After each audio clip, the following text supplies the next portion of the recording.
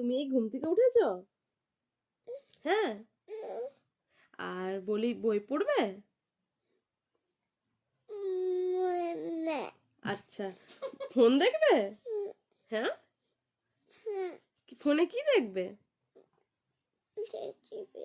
আর JCB আর কি দেখবে? বলো বলো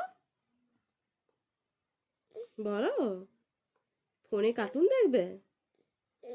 জেসিপি দেখবে? আর কি দেখবে? হাতি? আর বাঘ?